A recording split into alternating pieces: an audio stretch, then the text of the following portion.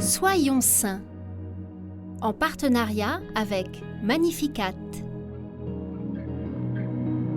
Nous souhaitons une belle fête aux Bénédictes et aux Édith. Nous sommes en Allemagne au début du XXe siècle, dans une famille juive. Edith Stein, née en 1891, grandit dans un contexte intellectuel stimulant, avec des parents qui encouragent la curiosité et l'apprentissage. Malgré cela, Edith se sent souvent en décalage avec sa famille et ses camarades de classe. Elle est une enfant solitaire, rêveuse, qui se pose des questions profondes sur la vie et sur Dieu. Plus tard, à l'université, elle abandonne toute croyance et se déclare athée. Passionnée par la philosophie, elle découvre les travaux de Husserl qui s'intéressent à la phénoménologie. Edith trouve dans cette approche une réponse à ses propres questionnements. Elle décide d'approfondir ses études et obtient son doctorat en 1916, devenant l'une des premières femmes docteurs en philosophie. Pourtant, malgré sa réussite académique, Edith ressent un vide intérieur qu'elle ne parvient pas à combler.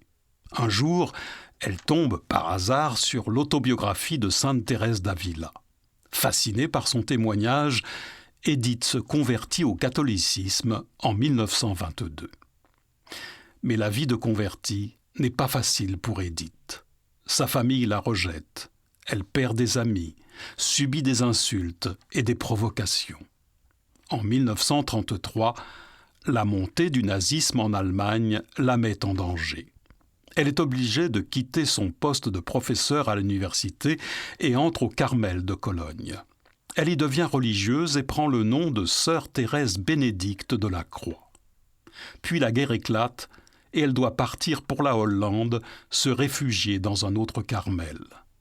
Mais le pouvoir national-socialiste décide de déporter tous les chrétiens d'origine juive. Edith Stein est envoyée dans le camp d'extermination d'Auschwitz avec sa sœur Rosa, le 1er août 1942.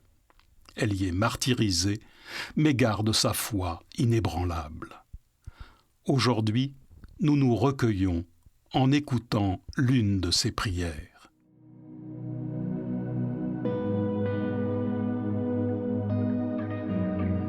Ô Seigneur Dieu, donne-moi tout ce qui peut me conduire à toi.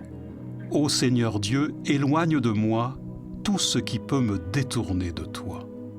Ô Seigneur Dieu, fais aussi que je ne sois plus mienne, mais que je sois entièrement tienne.